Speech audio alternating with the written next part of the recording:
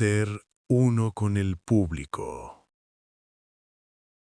Comanche yacía despatarrado sobre un sillón de la oficina del doctor Hagmore, con la boca abierta y la cabeza reclinada exageradamente hacia atrás sobre el respaldo del mueble. A pesar de lo sedado que estaba, un dolor punzante le perforaba las sienes, como dos tornillos que se le estuvieran enroscando en el cráneo. Desde el comienzo de su carrera musical, que siempre había estado marcada por el abuso de sustancias, el hombre estaba muy acostumbrado a sufrir jaquecas frecuentes, pero hacía 2 meses se había enterado, por casualidad, de que éstas no se debían únicamente al consumo de drogas y alcohol. Durante un control de rutina que Derek Cross, su agente, le había obligado a realizarse, quería saber qué tan mal estaba la salud del rockero de cara a su próxima gran gira. Los doctores le habían descubierto un tumor del tamaño de una pelota de golf incrustado en el lóbulo frontal. Y se lo habían descubierto jodidamente tarde, cuando ya no había nada que hacer excepto esperar el final. Desde entonces, él y Derek iban a ver a Hackmore todas las semanas para controlar la evolución de aquello. Durante la consulta, Comanche siempre permanecía en las nubes y era Derek quien se agarraba de los pelos y caminaba por las paredes.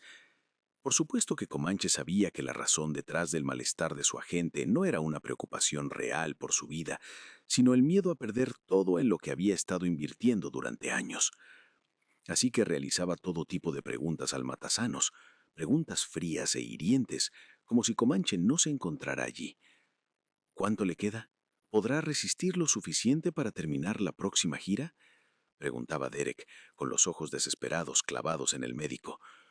Si sigue como está, con su dieta de alcohol y drogas, menos de 6 meses.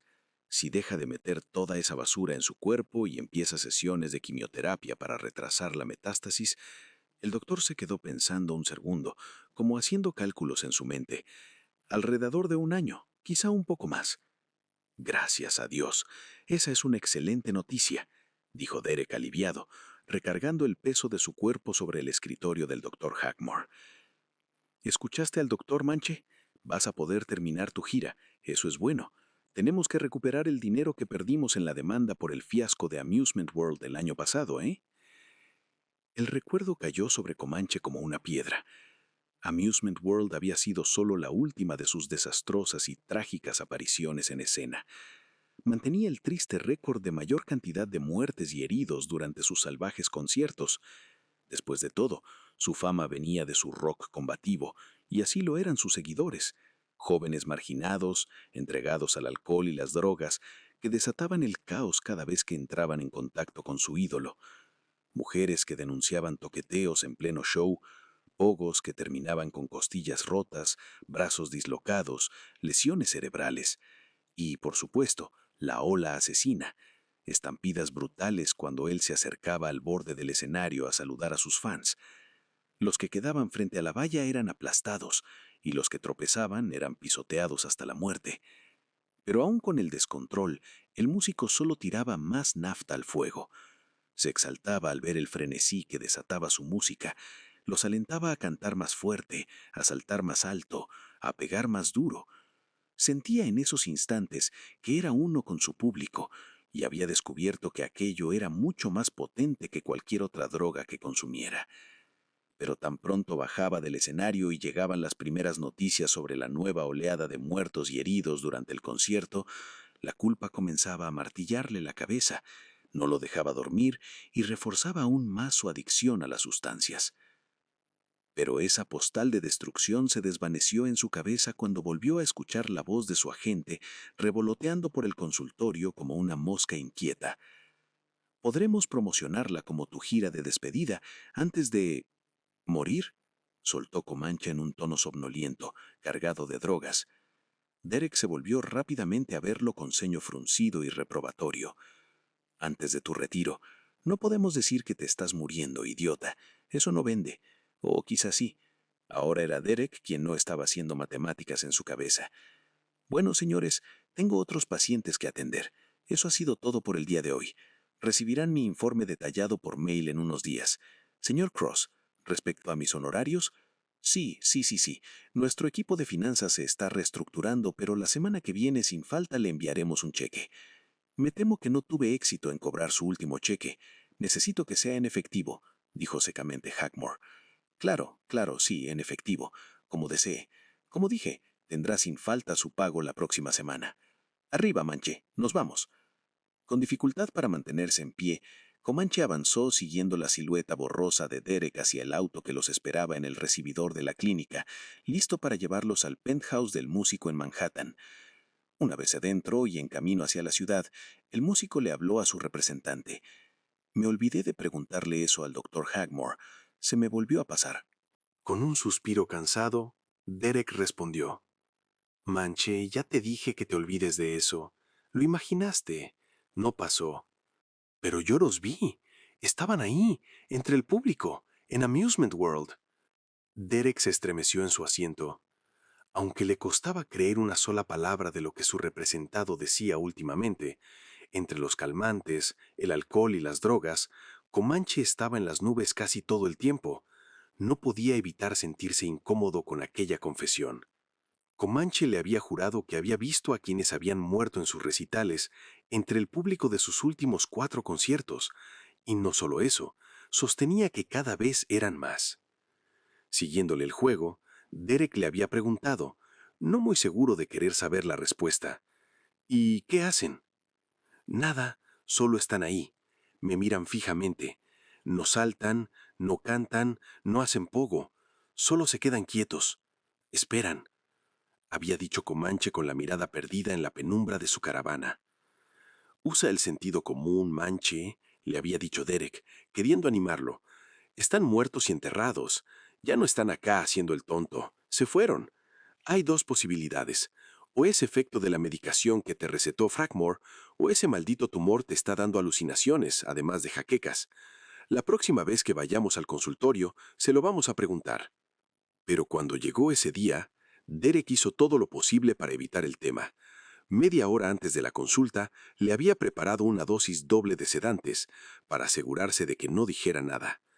Lo último que necesitaban era reflotar el asunto de los muertos, y mucho menos que Comanche dijera que los veía entre el público de sus últimos 4 conciertos.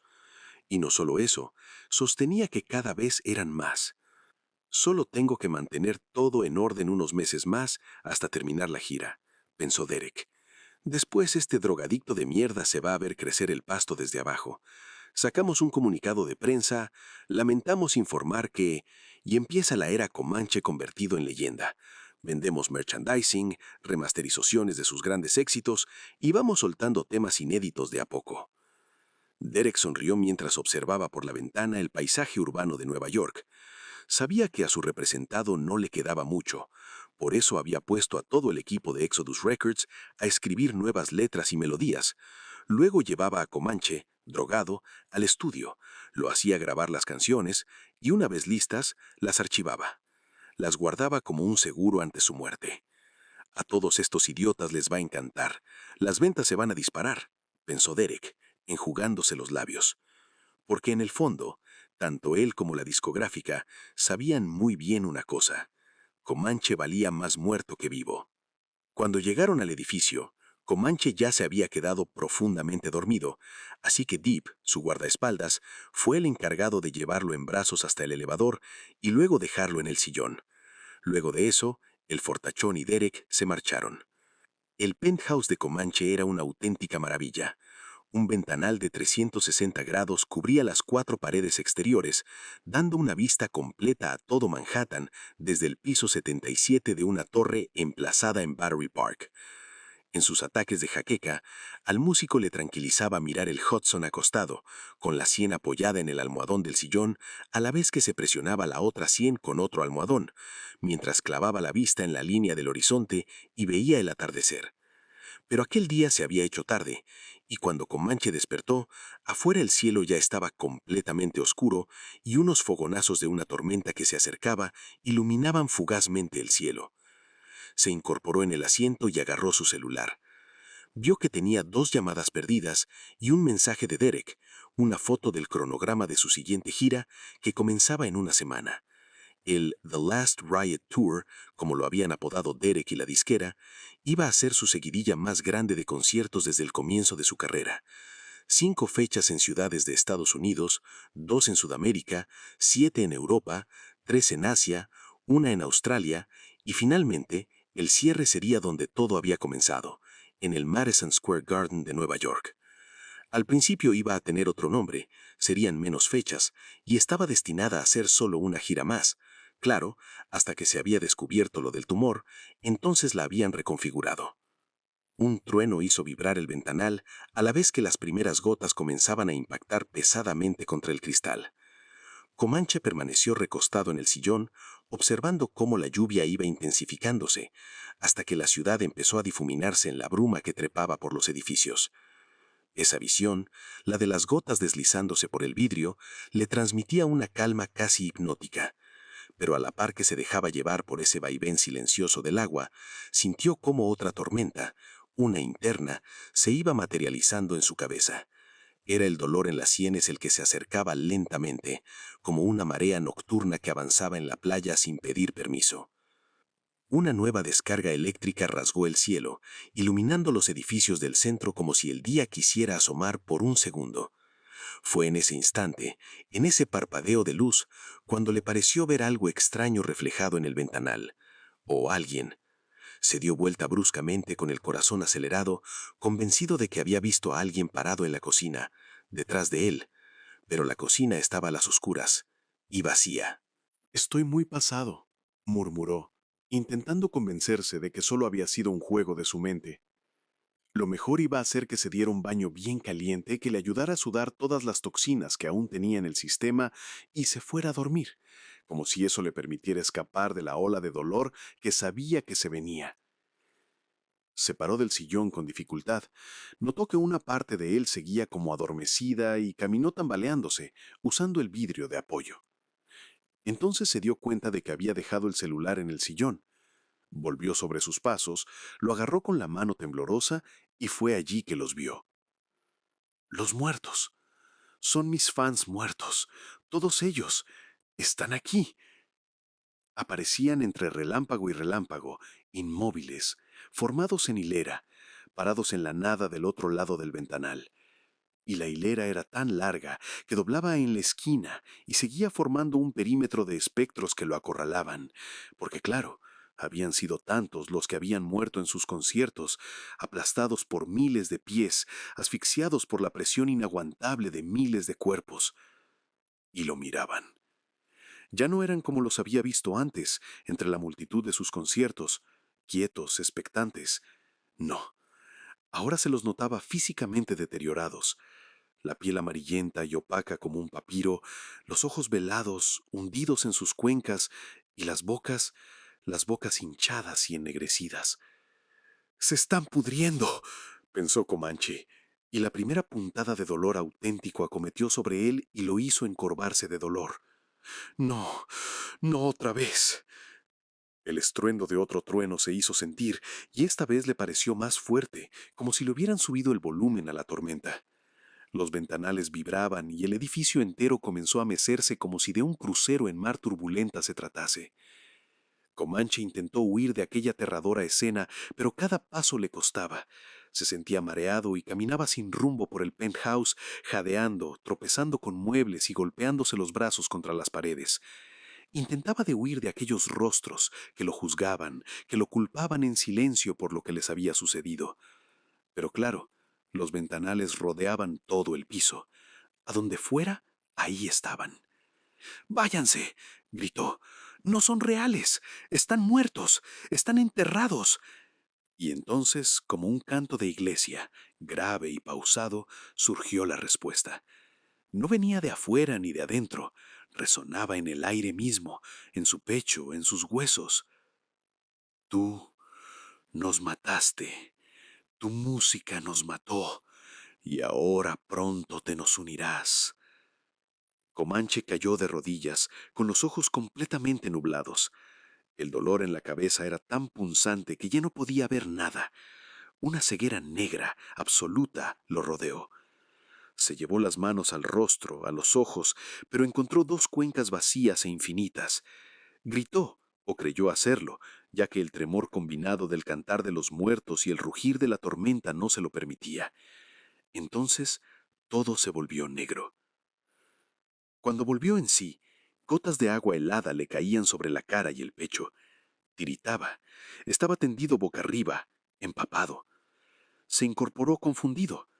Frente a él, el cielo permanecía oscuro, rasgado por relámpagos que se perdían entre nubes bajas y densas. Y más allá, entre la bruma, asomaban las luces ámbar de Nueva York. Estaba en la terraza del edificio, solo, desnudo, bajo la lluvia. Lo que sucedió después permanecía borroso en la mente de Comanche. Claro que todo el episodio del ventanal revestía el mismo carácter onírico, y tras un par de días, el rockero incluso comenzó a dudar de si realmente había sucedido o si había sido uno más de los efectos de las drogas que consumía. La gira comenzó como estaba planeada. Los conciertos se intercalaban con las sesiones de quimioterapia que dejaban su huella en el cuerpo de Comanche. Había adelgazado, y en zonas como los antebrazos, la barriga y el trasero, la piel comenzaba a calgar. Parecía como si aquella energía rockera que en algún momento lo había hecho sentirse joven y eterno se estuviera filtrando por cientos de pequeñas fisuras.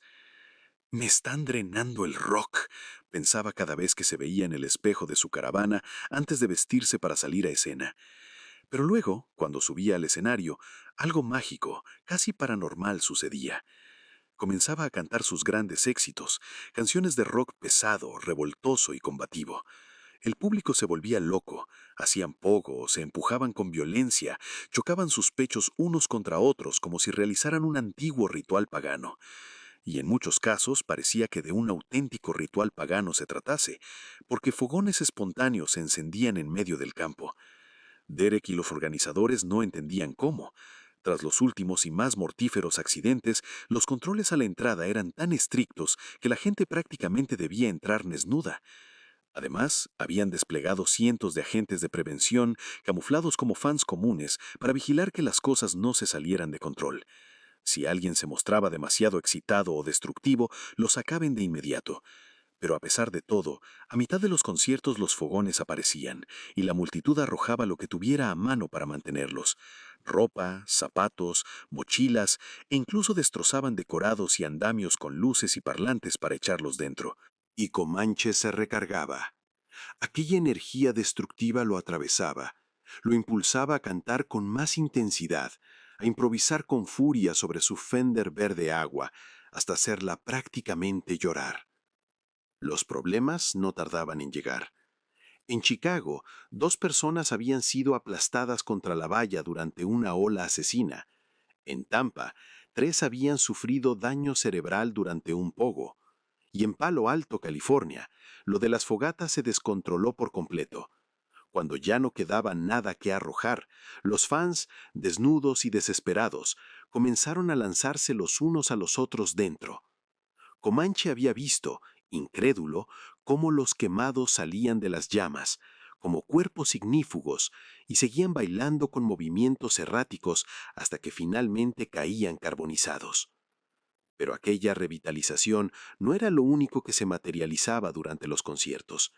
Conforme avanzaban las fechas y pese a las sesiones de quimioterapia, las jaquecas se intensificaban. El cáncer avanzaba implacable.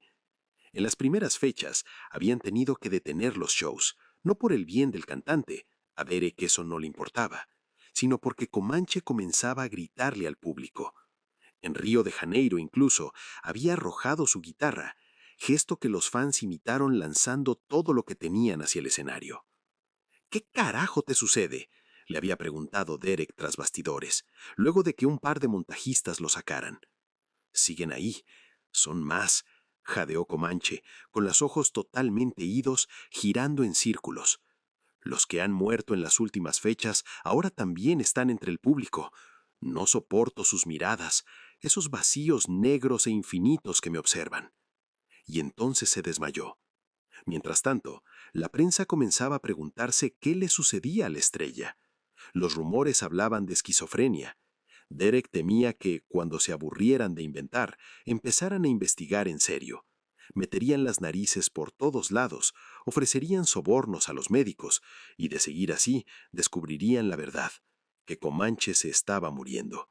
Y cuando lo hicieran, apuntarían con todo contra él y la disquera. acusándolos de inhumanos y mercenarios por querer exprimir al músico hasta la última gota. Derek sabía que tenían razón, pero se negaba a permitir que saliera a la luz. La única solución fue que Comanche subiera aún más sedado a escena, que lo único que quedara de él fuera lo necesario para cantar y tocar la guitarra, mientras el resto de su mente se perdía en las nubes. Claro que tantas drogas hacían que errara notas y tuviera un tono balbuceante, pero todo eso se corregía con la magia de la edición en vivo. Derek había contratado a los mejores, un equipo de más de 10 ingenieros de sonido que mantenían la música de Comanche estable mientras él se arrastraba sobre el escenario.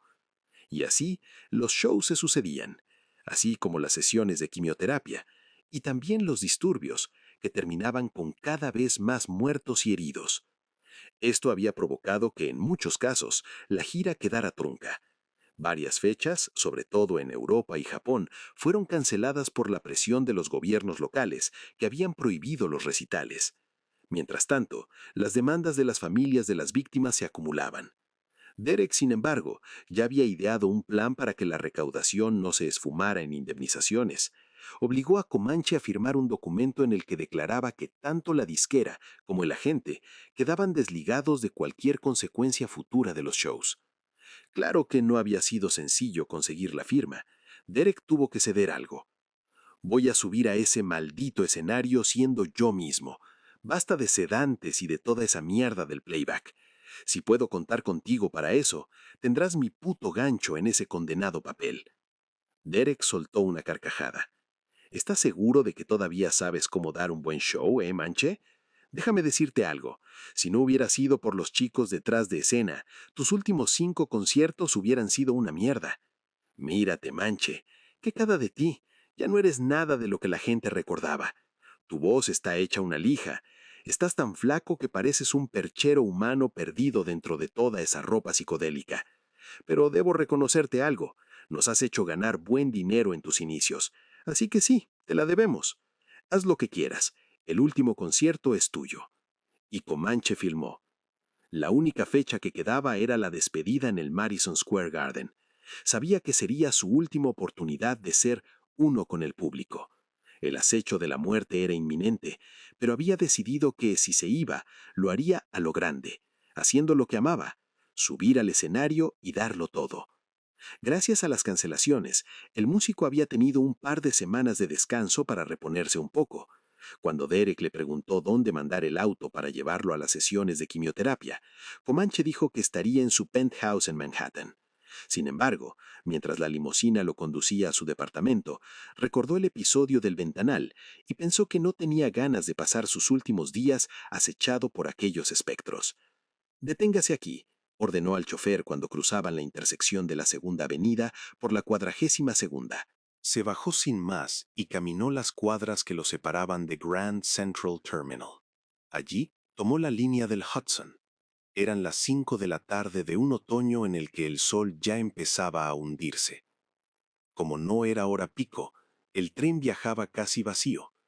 Comanche se acomodó en un asiento del lado izquierdo, apoyó la cabeza en la ventana y se quedó observando cómo los Palisades, cubiertos de arces y robles, se teñían de dorado con la luz del atardecer.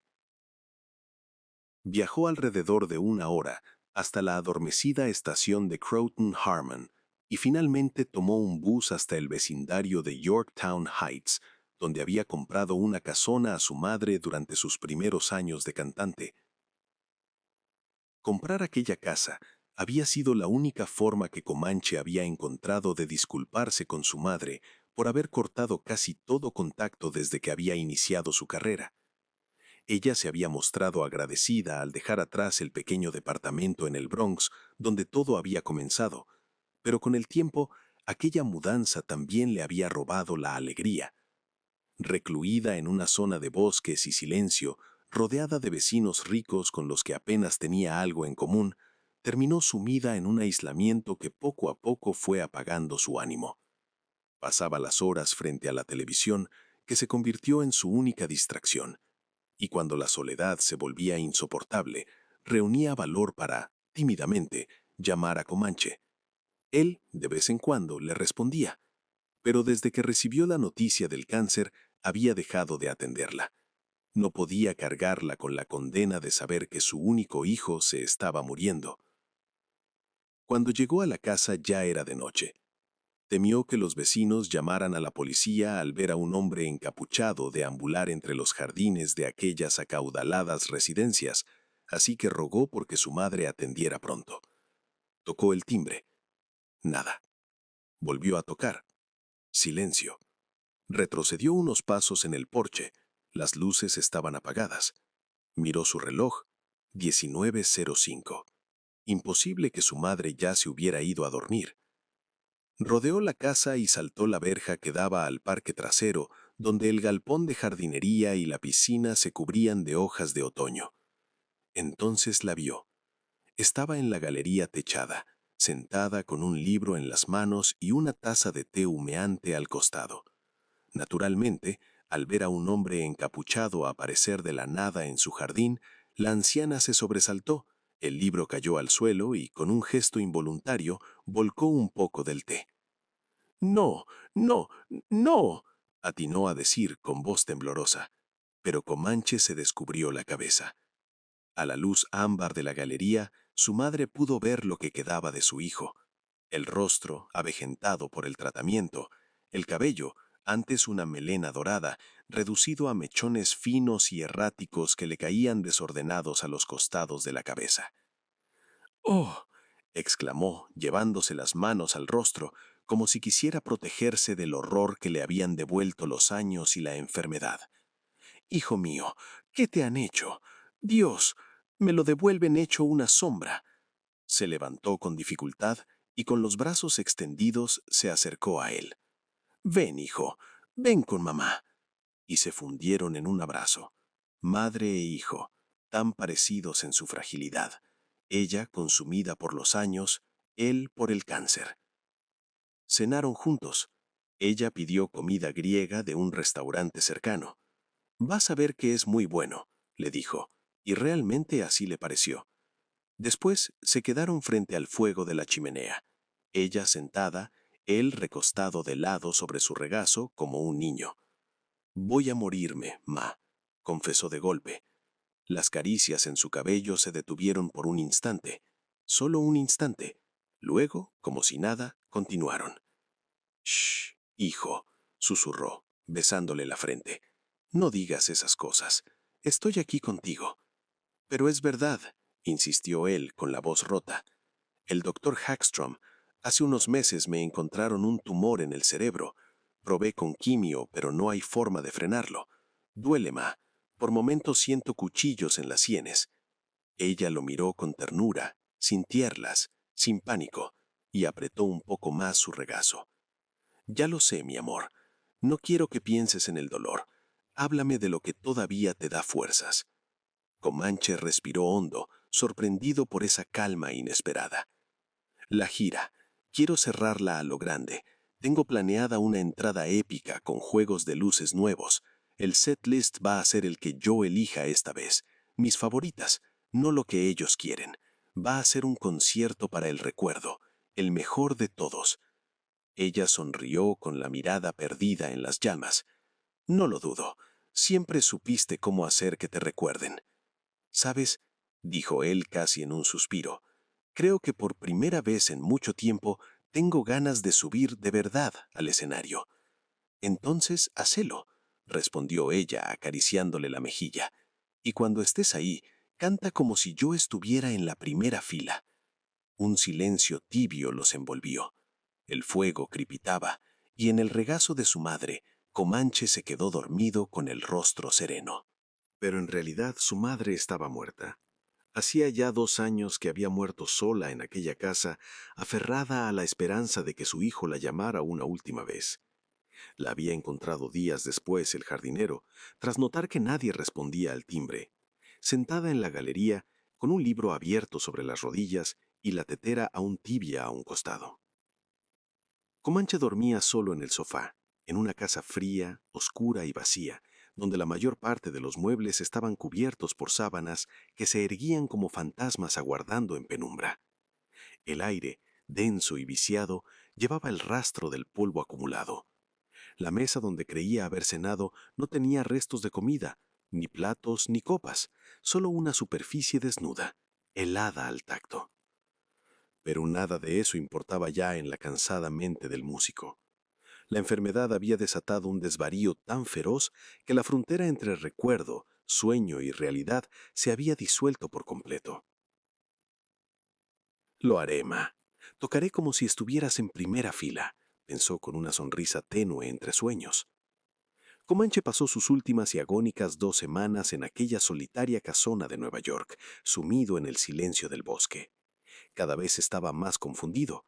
Deambulaba por los pasillos y se perdía, alucinando con su madre a menudo y algunas veces también con sus seguidores muertos. Durante las noches frías y ventosas, los escuchaba en los aullidos del viento que azotaban las maderas de la casa, y se negaba a mirar por las ventanas porque sabía que los vería en el jardín o escondidos entre los pinos del bosque.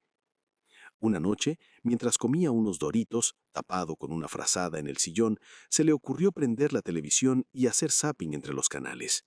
Entonces, un rostro familiar apareció en uno de los noticieros. Era Derek siendo entrevistado. En la placa de titulares se leía Comanche desaparecido hace 2 semanas, un nuevo episodio en la accidentada vida del cantante. No sabemos dónde está, nadie sabe, decía Derek, con la cara y el pelo despeinados, claramente agotado por no haber dormido en días, desesperado. Comanche se rió. Come un poco de tu propia mierda, Derek, pensó. El agente continuó hablando. Y ahora, faltando tan solo horas para su concierto de despedida, ya no sé qué esperar. No lo siento tanto por él, dijo. Comanche no ha sido el mismo últimamente, sino por sus fans. Comanche saltó del sillón, pero enredado con la frazada cayó de frente al piso. Se escuchó el crujido de los Doritos aplastados bajo él. Con dificultad se incorporó. El concierto, dijo. Lo había olvidado por completo, inmerso en esa niebla de confusión. No podía perderse el gran final. Sin perder tiempo, comenzó a correr por la casa buscando un atuendo para ponerse.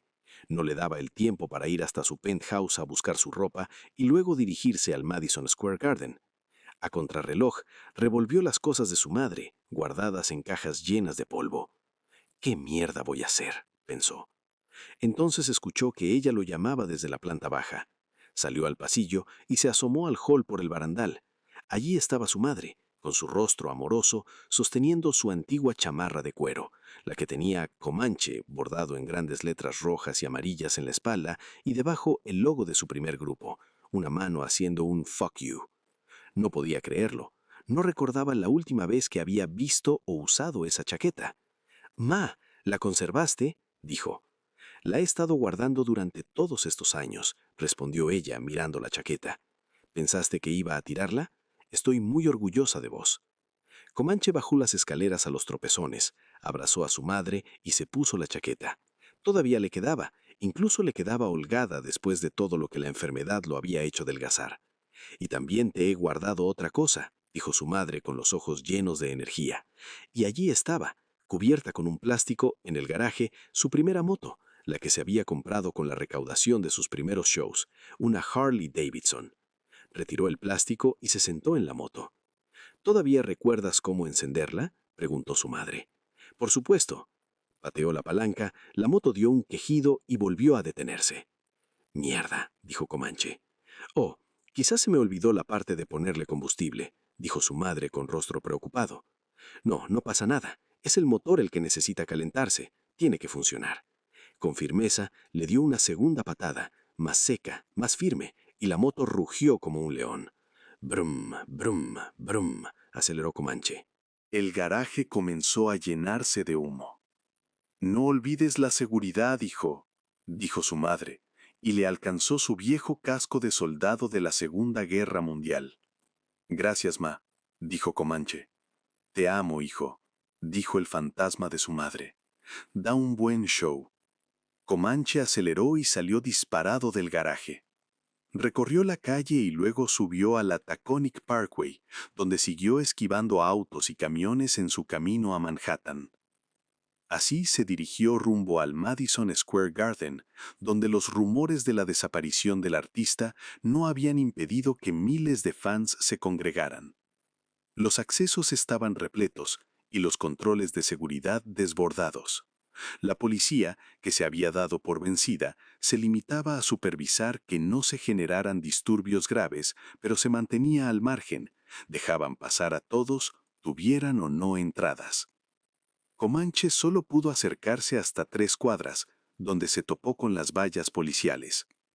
Señor, lo siento, pero tendrá que dar la vuelta. Toda esta zona del centro está bloqueada por el concierto de Comanche. Disculpe las molestias. Sí, lo sé, dijo Comanche, bajándose los lentes.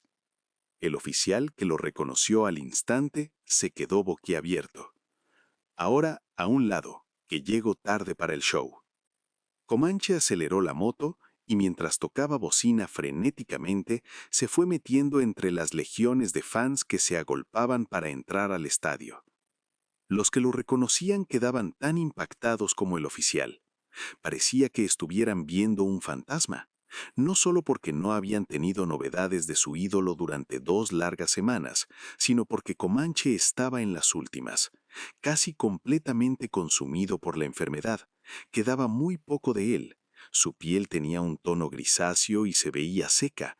Sus extremidades eran prácticamente huesos revestidos de una fina capa de piel.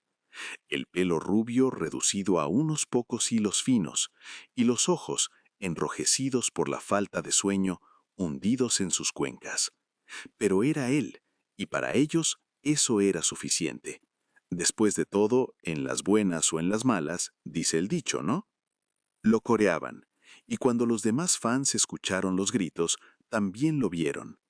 Así, Comanche entró a su último concierto coreado por su público. Mientras tanto, a varios kilómetros de allí, Derek cenaba plácidamente en su mansión de Long Island.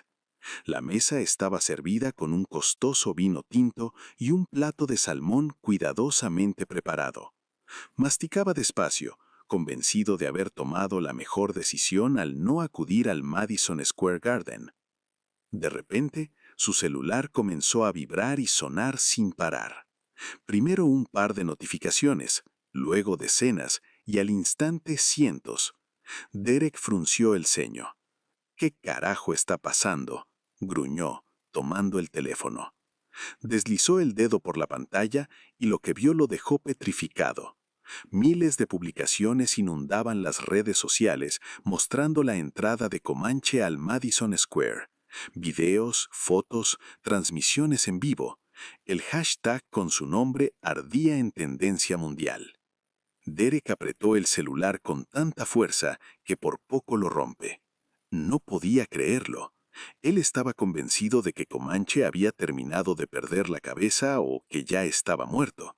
Por eso había decidido no presentarse, fingir demencia y desentenderse del fiasco inevitable que iba a producirse si el cantante no aparecía. Pero no, no solo estaba vivo, estaba haciendo una entrada triunfal. «Hijo de perra», escupió Derek, levantándose de golpe. De un manotazo arrojó la copa de vino que estalló en 1000 pedazos contra la pared, dejando un manchón morado.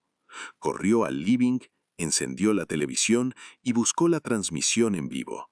La cámara mostraba a Comanche entrando al estadio sostenido por el rugido de miles de gargantas. Derek se llevó una mano al rostro incrédulo.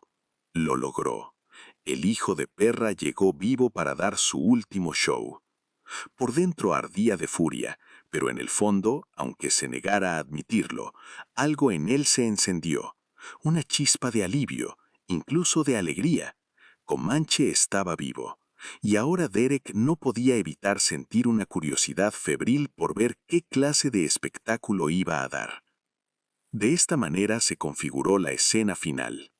El Madison Square Garden, con una capacidad para 19.500 personas, ahora contenía más de 100.000 fans apretujados, desbordando las gradas, inundando el campo y extendiéndose en una marea humana por 3 manzanas a la redonda. El estadio rebosaba como nunca antes lo había hecho en toda su historia. Detrás del escenario, una gruesa cortina de terciopelo rojo separaba a Comanche de la multitud.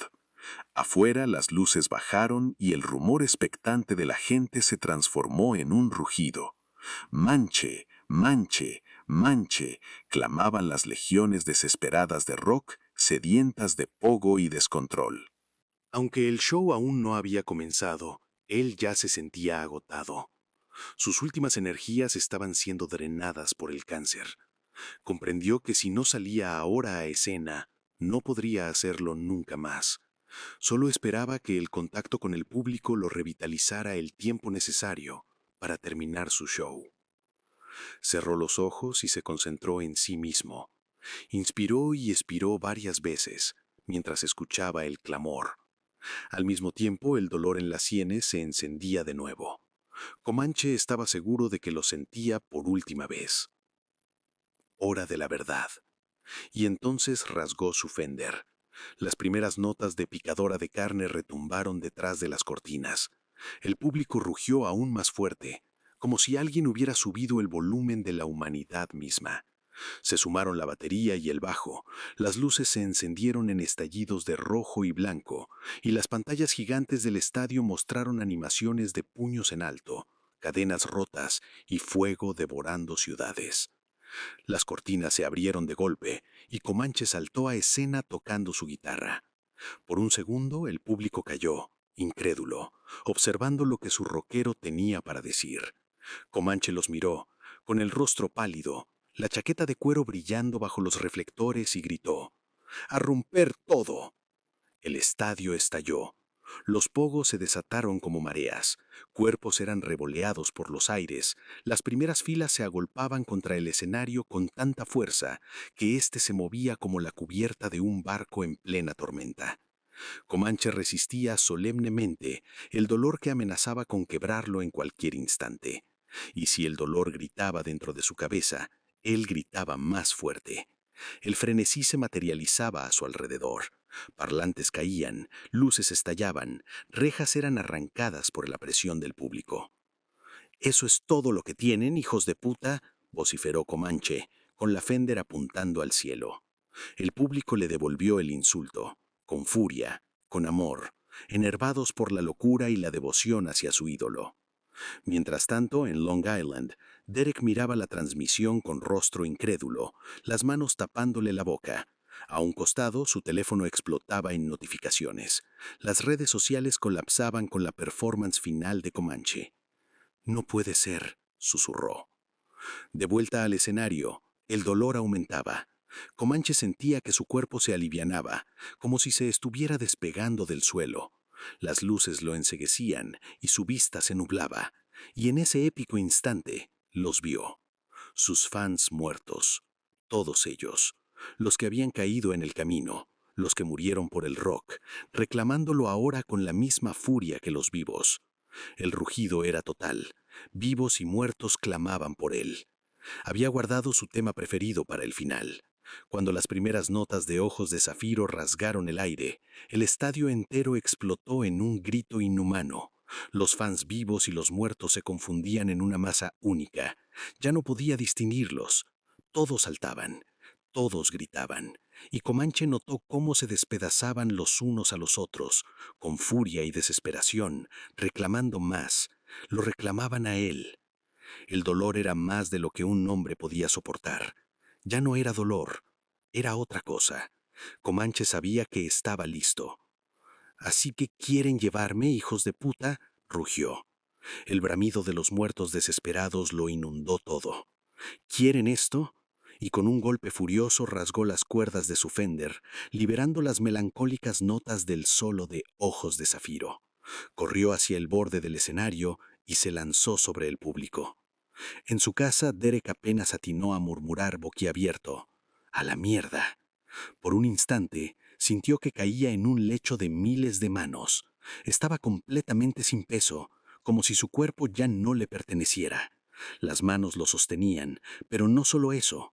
Comenzaron a desmenuzarlo. Lo despedazaban a él y a su dolor, hambrientas y sedientas de rock. Garras invisibles lo desgarraban con la misma devoción con la que lo habían amado, y cada fragmento suyo era reclamado como un tributo. Así, en un frenesí imposible, Comanche finalmente fue uno con su público, por última vez, y desapareció de esta existencia, y con él su dolor. Pero su rock quedó, siempre quedó. Fin.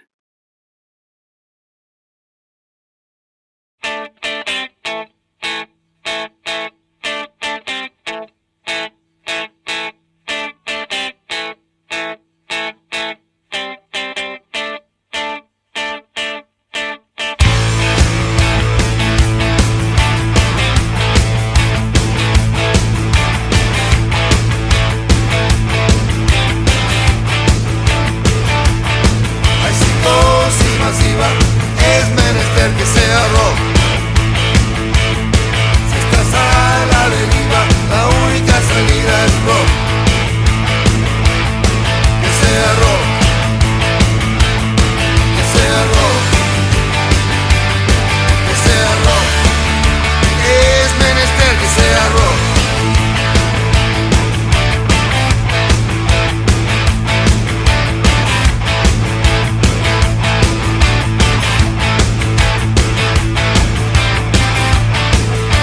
Si no tiene salida, es menester que sea rock. Si estás en la avenida, la única salida es rock. Que sea rock. Que sea rock. Que sea rock. Es menester que sea rock.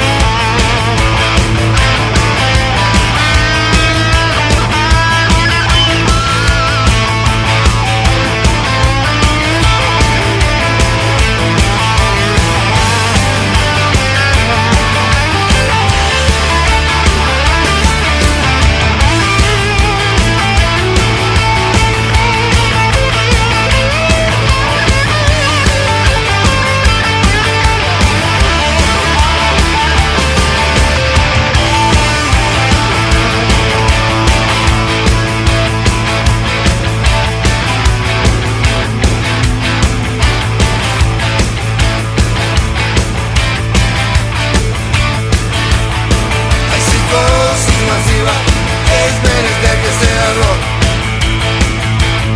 Si estás a la deriva, la única salida es rock. Que sea rock. Que sea rock. Que sea rock. Es menester que sea rock. Que sea rock. Que sea rock.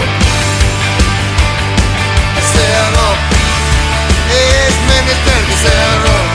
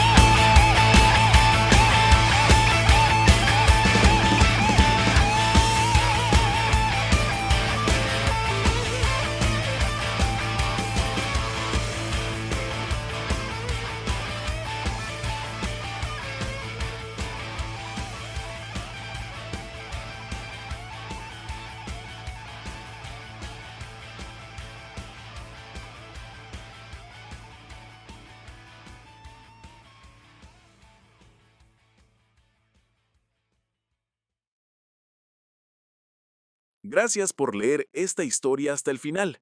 Si te gustó, dale like al video y suscríbete a mi canal si aún no estás suscrito. Me ayuda mucho para crecer. Yo soy Holzer Escribe y nos estamos viendo en el próximo video.